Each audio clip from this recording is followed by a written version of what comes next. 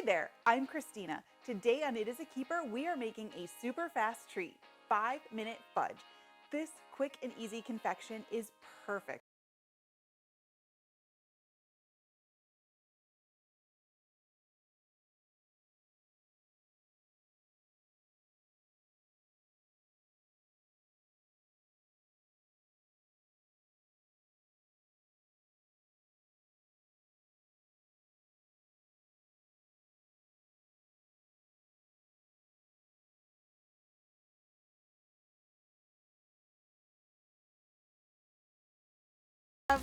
A sheet of parchment paper here. I'm going to cut it right down the middle.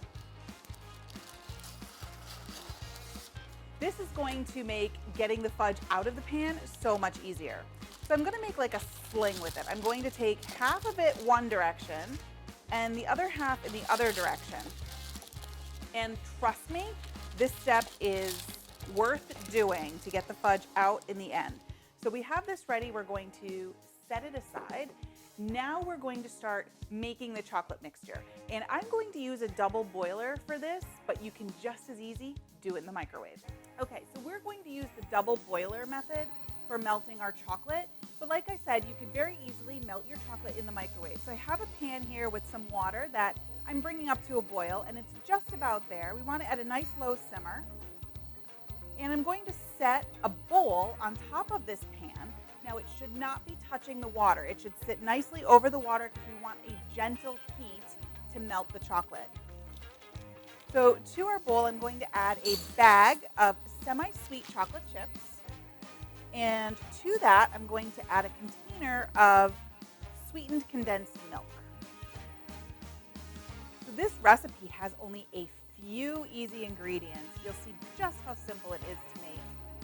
It's perfect for gift giving at the holidays because you can easily whip up a bunch of batches of it in no time at all. Makes perfect teacher gifts, the bus driver, friends and family. Okay, we're going to add just a pinch of salt to that, and what that does is it cuts some of that bold sweetness down and just gives the fudge a little bit of dimension. So we're going to stir this until our chocolate melts, and it's starting to already. I can see the swirls of melted chocolate, and that's coming from that,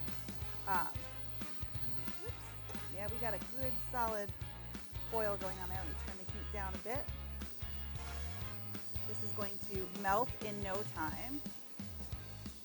You really don't want to walk away from this. You want to just keep stirring until that chocolate melts up. You don't want it to burn. So as soon as it's fully melted, or even maybe just right before, we're going to pull it off the heat. Now, if you're doing it in the microwave, you would do the same thing. Put all your ingredients in the bowl, put it in the microwave, and start with a minute on high, take it out, stir it, and then go 30-second increments after that until everything is melted and comes together. So it's getting there nicely.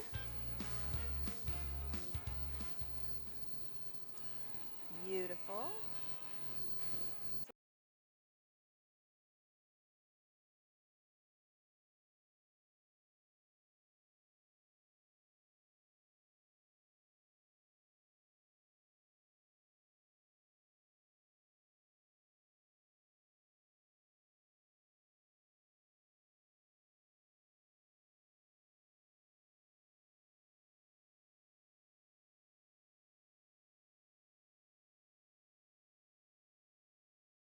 To add a little bit of vanilla. Now we don't want to add the vanilla on the heat because it will evaporate.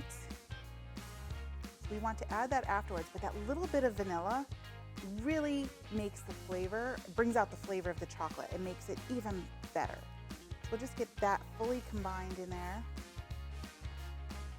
This would also be the time if you wanted to add any additions to this, like maybe some chopped nuts or marshmallows or anything you want to put into your fudge. You would do that now.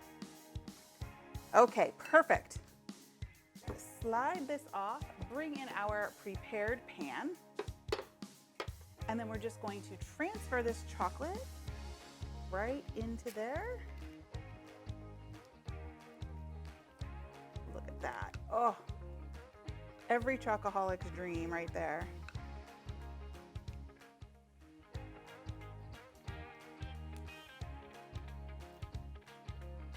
Let's get it all out of the bowl. All right. Set that aside. I'm sure my son would want that for a snack later.